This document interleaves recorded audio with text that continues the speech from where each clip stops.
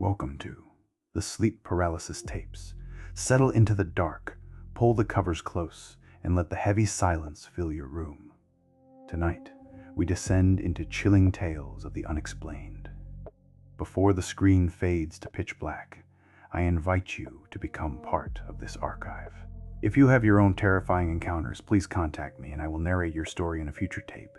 If these shadows bring you comfort, please like, subscribe, and tap the bell. Now, close your eyes. Do not look at the foot of your bed. Just listen and let us begin.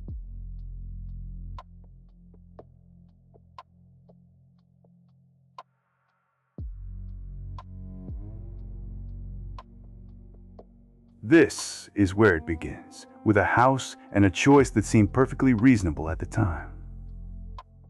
I wish I could tell you Sarah Chen was naive, that she was some thrill-seeker drawn to the town's grim reputation.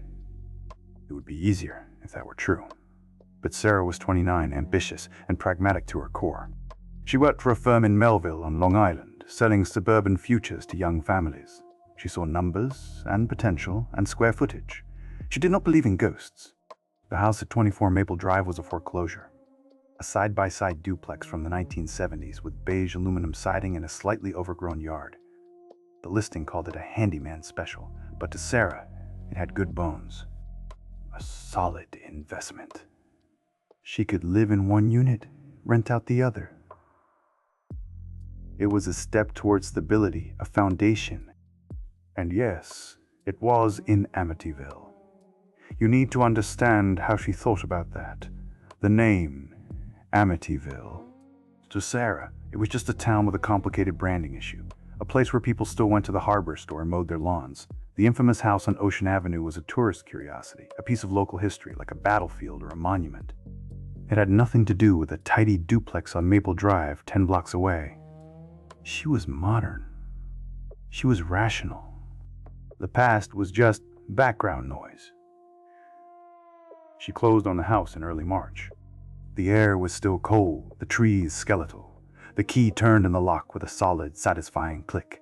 The first week was all about the mundane work of making a place your own. Unpacking boxes, arguing with the internet provider, learning the new rhythm of the neighborhood. The quiet was profound, especially after dark. Just the distant hum of the Southern State Parkway, a sound like a constant, gentle exhale. She'd go down to the basement to check the furnace, or to store another empty box. There was a smell down there. Not overpowering, but persistent. Damp earth, and something else. Something sweetly rotten, like old potatoes forgotten in a bag. She assumed it was just moisture, a common problem in these older Long Island basements. She bought a dehumidifier. It chugged away in the corner, a white noise machine for the dark.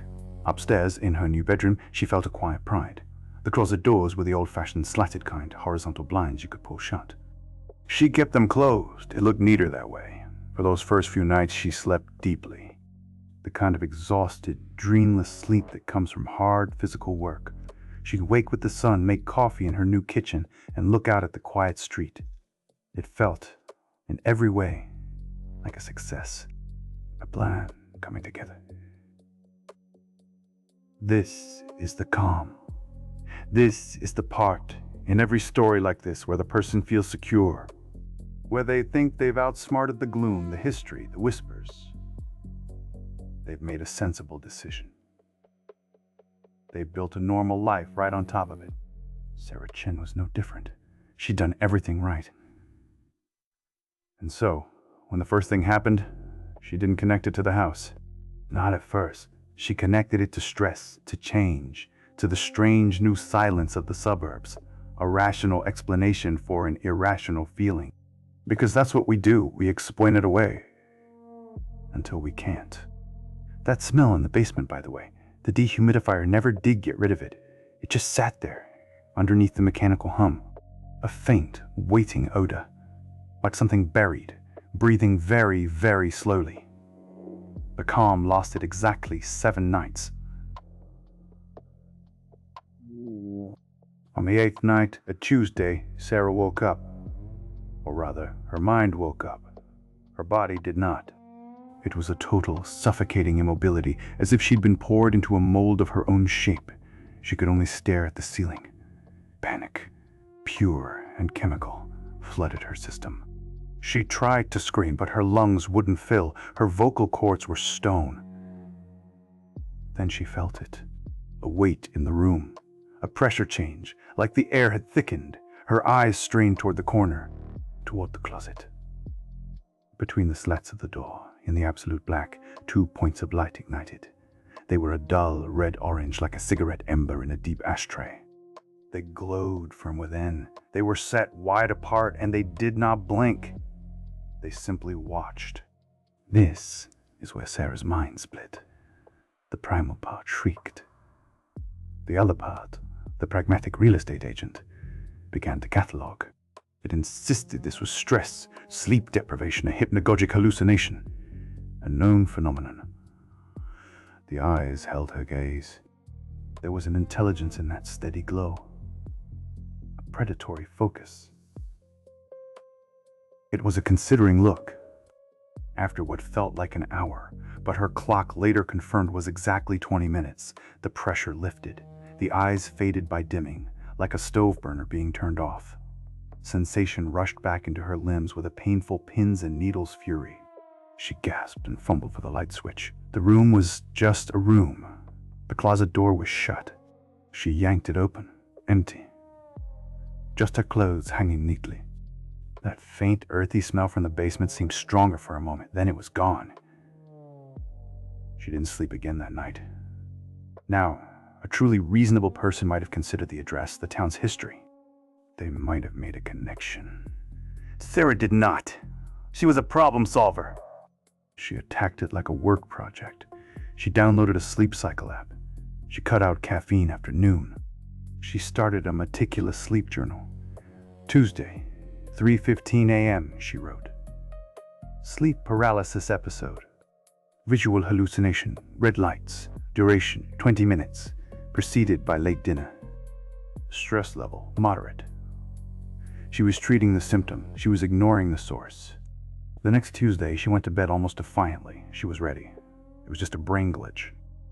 At 3:15 a.m., her eyes snapped open. The paralysis clamped down, colder and heavier than before. Slowly, against her will, her eyes were drawn to the closet. The eyes were already there, waiting. Same red-orange embers. Same patient silence. This time, she noticed they seemed to be floating at the height of a tall man standing just inside the closet. The detail was horrifying.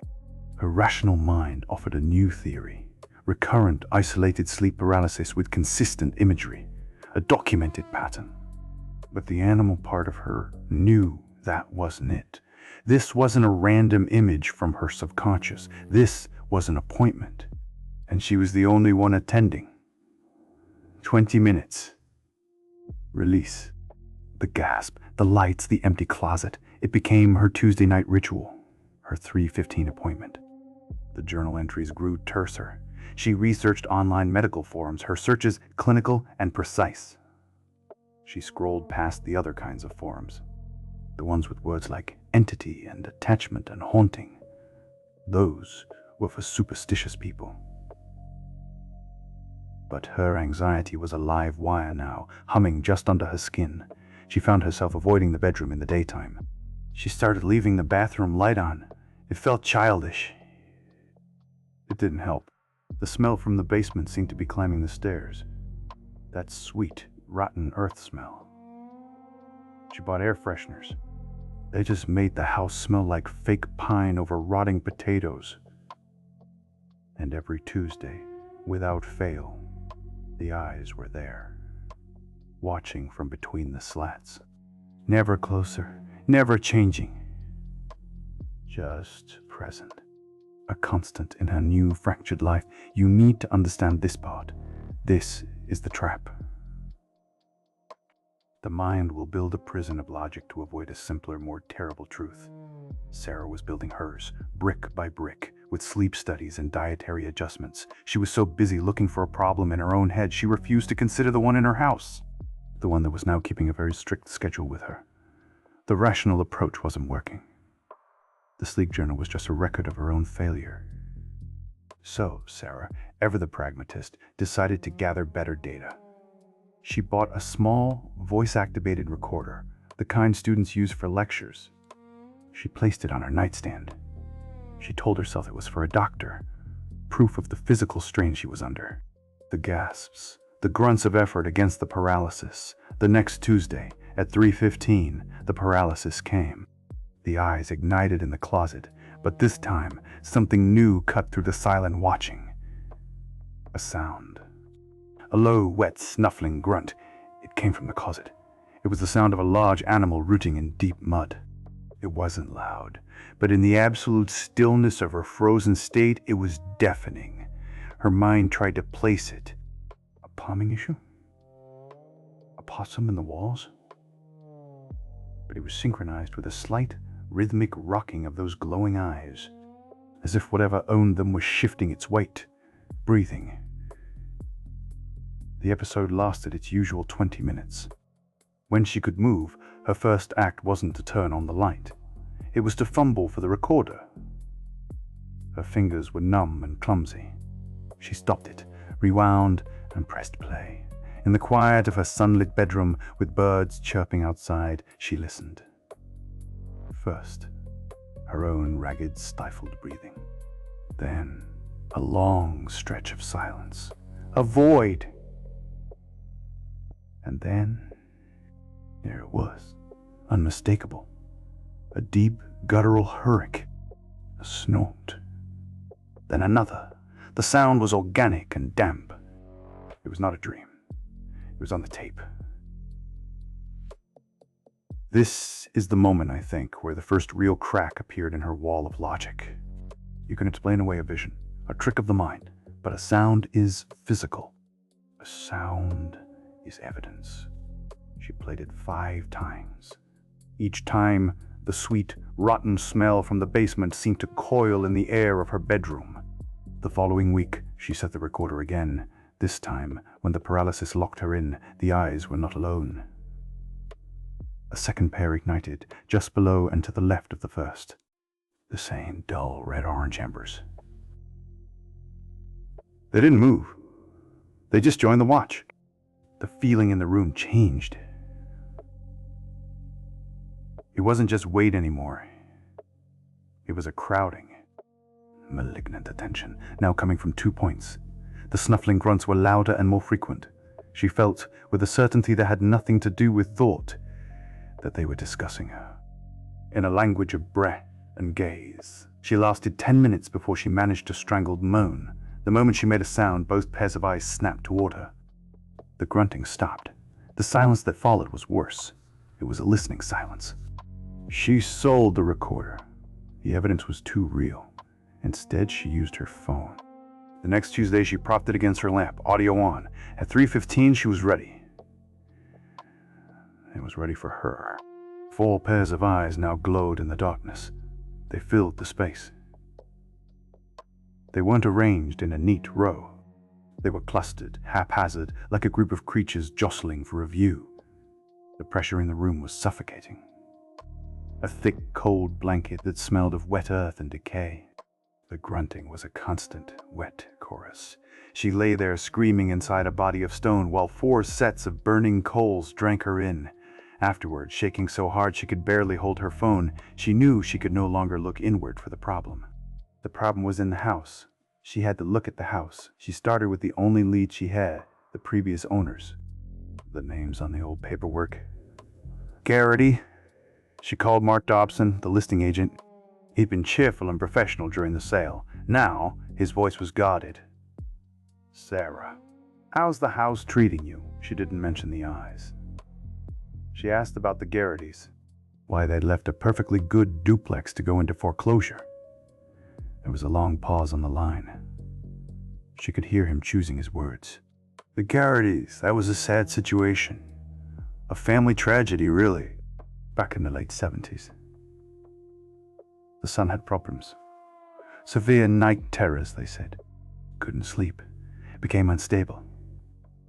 Dobson's voice dropped, becoming confiding yet evasive. The parents, they'd lived on Ocean Avenue before buying Maple Drive. You know, near the other place.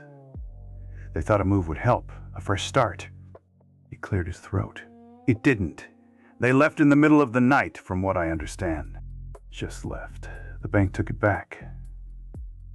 It's been a rental, a foreclosure. Never a happy home for long. I did mention it was a handyman special. He had mentioned the peeling paint. He had not mentioned the fleeing families, the night terrors, or the address, 2 blocks from the most infamous house in America. Sarah hung up. The quiet of her living room was different now. It was the quiet of a story she'd refused to hear, finally settling into the furniture. The fresh start the Garrity's had sought had been here, in this living room. And it had failed.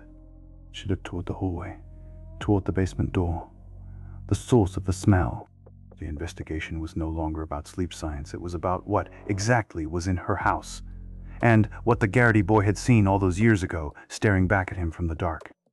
The call with Dobson changed the rules. Sarah was no longer a patient trying to diagnose a disorder. She was an investigator on a crime scene. Her own crime scene. She drove to the Suffolk County Archives in Riverhead the next day. It was a bland government building, full of fluorescent light and the smell of old paper. She asked for property records and police reports for 24 Maple Drive from the 1970s. The clerk, a woman with tired eyes behind thick glasses, listened. She didn't ask why. When the woman returned, she carried a single thin folder. She placed it on the counter with a soft thud. 1977, she said. A noise complaint, filed by a neighbor. That's the only official report. Sarah opened the folder. The paper was brittle, the typewriter font faded, the complaint was mundane, loud noises, a possible domestic disturbance, late at night. But the responding officer's notes scribbled in blue ink in the margin were not. The notes read, Subject, Michael Garrity, age 16. Parents state he suffers from severe night terrors. Wakes the house screaming, claims he sees red eyes in his closet. Parents distressed. No evidence of foul play. Advised medical consultation. Sarah's fingers went cold. The words swam on the page. Red eyes. In his closet. It was her own Tuesday night, typed up and filed away 48 years ago. This wasn't a hallucination. It was a recurrence. She looked up at the clerk who was watching her with a quiet, knowing patience. Did he get any help? The clerk's gaze was steady, almost pitying. The family moved out not long after that. The house was quiet after that, until the next family came. That was all the corroboration Sarah would get. And it was all she needed. The drive back to Maple Drive was a blur. The house didn't look like an investment anymore. It looked like a trap. A trap set decades ago, and she'd walked right into it. The smell hit her the moment she opened the front door. It was stronger now, cloying and thick, centered in the hallway. It seemed to pulse from the basement door. This is where a reasonable person would have called a priest. Or a realtor. Or just run.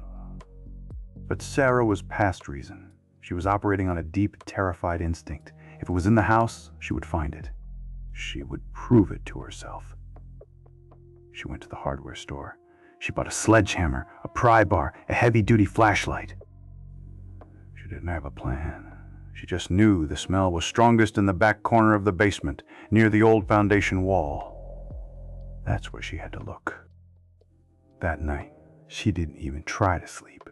She waited until midnight, then went down into the basement.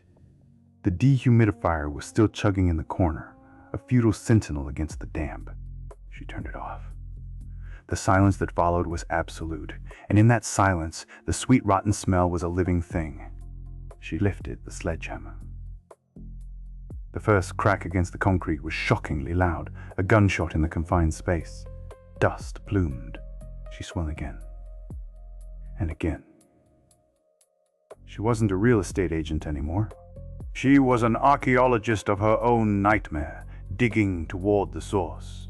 It took an hour. Her arms burned. Her breath came in ragged sobs that mixed with the dust. She broke through the 4-inch slab, revealing the packed, dark earth beneath.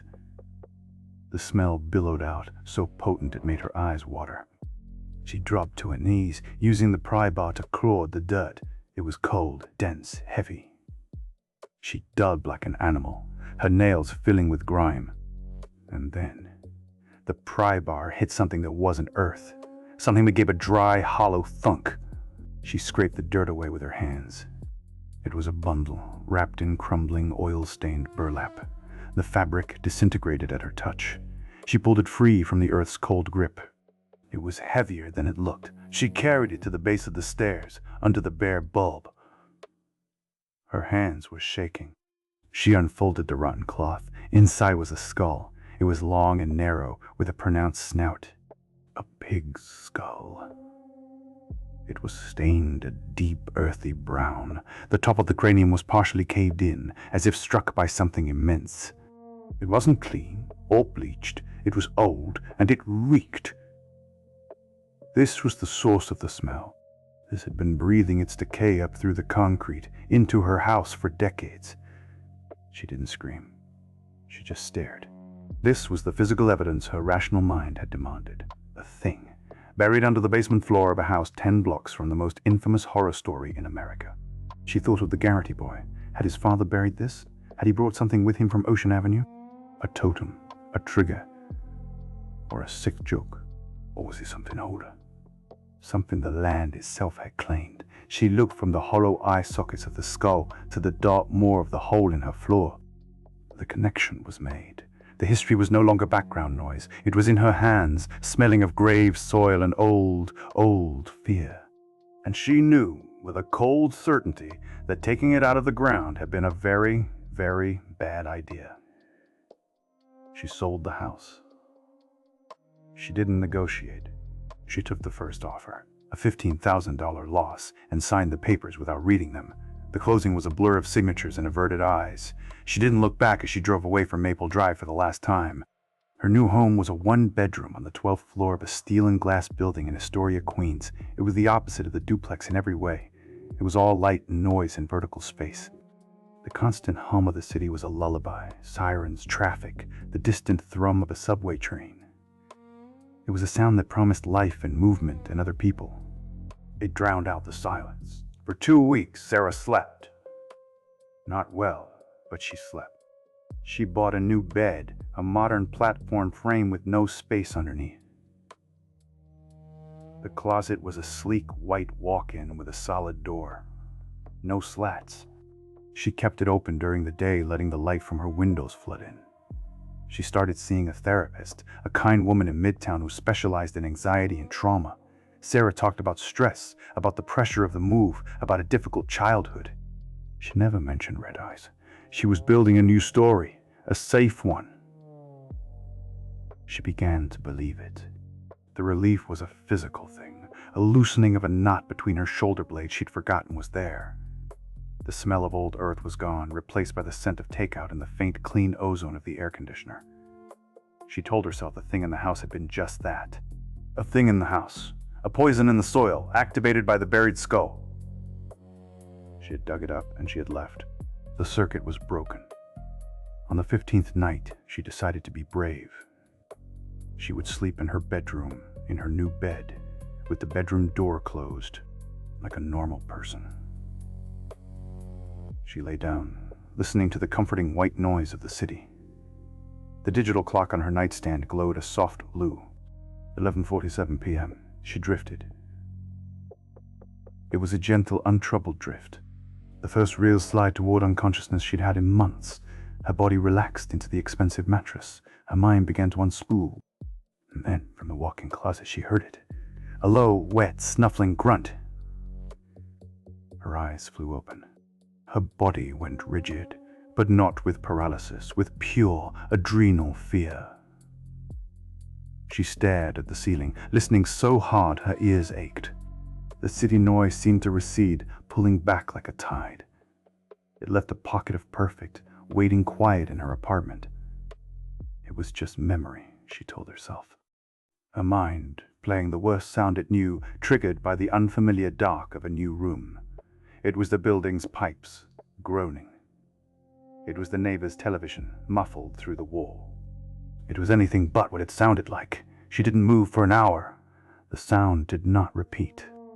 Finally, exhaustion won. She slipped back into a shallow, fitful sleep. The next night, she left the bathroom light on again. It was the old childish habit. It felt like a defeat. She lay awake until 3:14 a.m. watching the clock. The digits changed. 3:15, nothing happened. No paralysis, no pressure, no glow from the closet. She let out a breath. She felt like she'd been holding for 2 months. A shaky, tearful laugh escaped her. It was memory. It was all in her head. The therapist was right. She needed time. She rolled over, finally allowing herself to believe in the safety of her new walls. The high-rise was a fortress. The thing was 10 blocks from the Amityville River, under a new layer of concrete, in a house that belonged to someone else now. This is the cruelest part of the trap. The relief. The false finish line. You outrun the shadow, you cross into the light, and you allow yourself to think you've won. You start to rebuild. You let your guard down. Sarah did all of that. She started sleeping through the night. She bought plants for the apartment. She even went on a date. She almost convinced herself. But if you've been listening, you know how this works. The appointment wasn't with the house. It was with her. And a change of address doesn't cancel a standing reservation. She just didn't know it yet. She was still enjoying the quiet, the beautiful, fragile, artificial quiet of the 12th floor. It lasted exactly 1 more week. The relief was a lie. A beautiful, 2-week lie. Sarah didn't realize it until the 3rd week in the new apartment. She'd fallen asleep on the couch, lulled by a late-night documentary. She woke, not to a sound, but to a feeling. The feeling of a door opening. She sat up. The living room was dark, lit only by the city glow through the blinds. She looked down the short hallway to her bedroom. The solid, white door to the walk-in closet was open, a perfect black rectangle in the white wall. She had closed it. She always closed it. She'd made a ritual of it, checking the latch before she left the room every morning. She didn't move. She just stared at that open door. The apartment was silent, save for the distant sigh of traffic 12 stories below. The silence in the hallway was different. It was a held breath. She got up. She walked to the bedroom doorway and flicked on the light. The room was empty. The closet was just a closet. No glowing eyes, no sound, just her clothes hanging quietly. She closed the door. She locked it with a little hook and eye latch she'd installed herself. She went back to the couch. She didn't sleep. The next night, she stayed awake. She watched the digital clock on the cable box. 3:14 a.m. The digits changed. 3:15. From down the hall, through the locked bedroom door, came a soft, definitive click. The sound of the hook and eye latch popping open. This is where the investigation ends. There's nothing left to research, no history to dig up. The entity had submitted a change of address form and it had been approved. Sarah's life shrank to a new, grim routine. She moved her pillows and blankets to the couch permanently. She bought a heavy-duty sliding bolt lock for the bedroom door, the kind you see on storage units. She installed it herself, the screws biting deep into the doorframe. Every evening, as part of her new bedtime ritual, she would slide the bolt home with a solid metallic thunk. It was the most important sound of her day. She checked all the closets in the apartment, the coat closet by the front door, the linen closet in the bathroom. Every night, she'd open them, shine a flashlight inside, and close them firmly. It took 10 minutes. She did it without thinking now, like brushing her teeth. The mystery wasn't a mystery anymore. It was a condition, like a chronic illness. The connection between the pig skull, the Garrity's, the house on Ocean Avenue, it was all just provenance. The history of a curse. The why didn't matter. Only the when mattered. 3:15 a.m. Every night, without fail, at 3:15 she would be awake. She wouldn't be paralyzed. She'd be sitting up on the couch, a blanket around her shoulders, listening. And from behind the bolted bedroom door, she would hear it. The soft, shuffling footsteps. The low, wet grunt.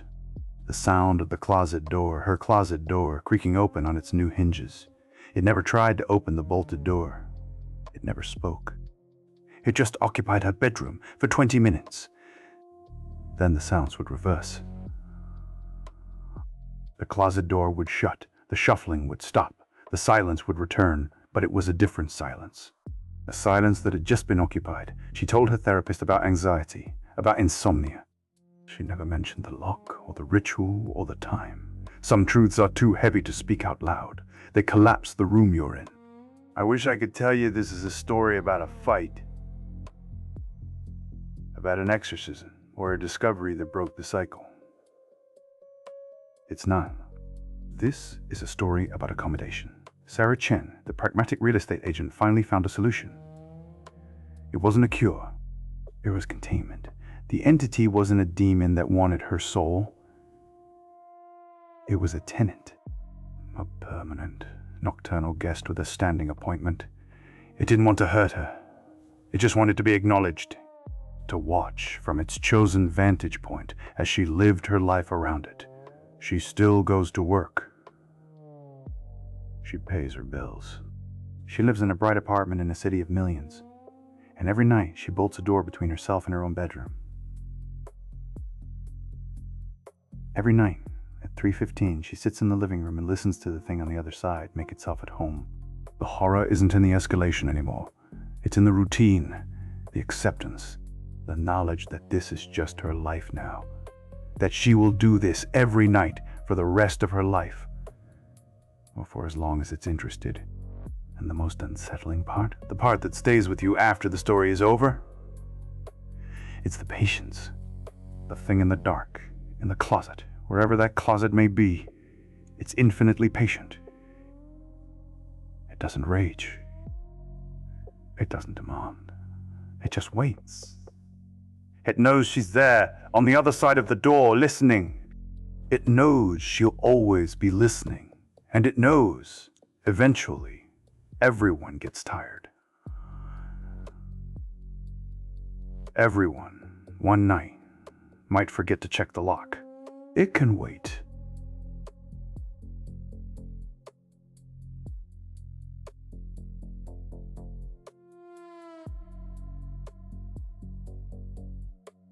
The tape has reached its end. I hope the stories tonight brought a pleasant chill to your spine as you drifted further into the dark. Thank you for braving the shadows here at the Sleep Paralysis tapes. If you are still awake, lying still in the quiet, remember to contact me with your own unsettling encounters so they can be added to our growing archive. As my voice fades away, let the silence of your room wrap around you completely. May your sleep be undisturbed, your doors remain locked, and your morning arrive safely. Until we open the tapes again, good night.